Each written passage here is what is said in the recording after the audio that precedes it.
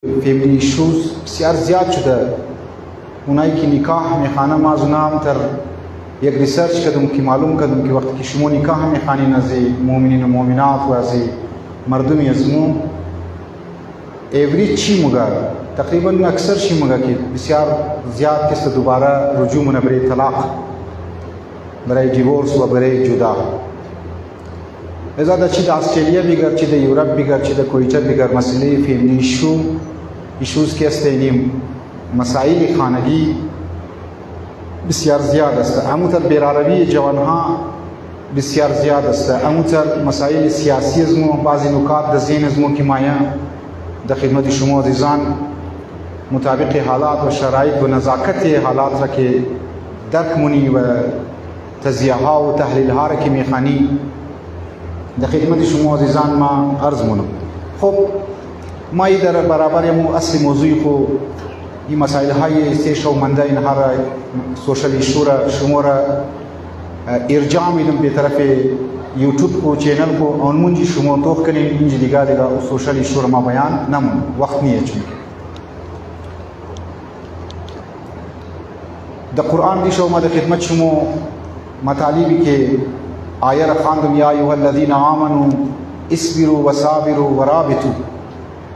هم مسئله فردی را که صبر فردی را در خدا توجه میداد شما توجه دلاومونه که اصبروا فرد شما در مقابل مشکلات، در مقابل بحران های زندگی خو، در مقابل کرایسیس های خانگی خو و یک یلغارهای فرهنگی اگر مایا هر چی برای فرد شما باید صبر و استقامت کنید، باید زمینگیر نشین. برحال بر گفتم مشکلات زیاد مایا دیده برای هر کس امروز شما چی از لحاظ فردی بگر چی از لحاظ اجتماعی بگر شما از مشکلات بورج نموشی دارم. مثلا نالی شما تابال سوشل نشده در سری پول که رویتر زال که محتعزه خاندم تقریبا 18 سے 28 نفر از افغانستان شهید شده در ماکش. این مشکل یک اجتماعی از موست. ما آینده هم مشکلات داره، بدترین مشکلات، سختترین مشکلات منتظر از موست از زنی من. در سختترین مشکلات دو چیز بسیار مهمه. یکی که استقامت کنی، دو برنامه ریزی داشته باشین، پلانینگ داشته باشین برای آینده کو که آنے والی مشکلات یا آئنده کی مشکلات برای یک ملت برای یک قوم باید چی لای احمل داشته باشه. این ضروریه. قرآن میرمگه اصبروا، باید تو صبر کنی. صبر به معنی نه روز که گفتم دیسکو برای دیسکو ششته یک آدم بابیش فوت مونه، یک آدم مادرش فوت مونه، گیرش فاتحه مایه خدا تو صبر بیده اون میگه ٹھیک. این صبر نه.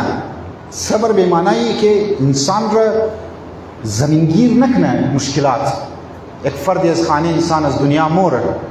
خب انسان یک روز دو روز گیریه سه روز گیریه ٹھیک ہے صحیح ہے انسان آزاداری کنه، لیکن ای که او آزاداریش را زمینگیر کنه در مختلف ناجوریان مبتلا کنه، در مختلف بیماریان مبتلا کنه، شیره در مختلف روحی بیماریان مبتلا کنه، این مورد خطاب قرآن نیست.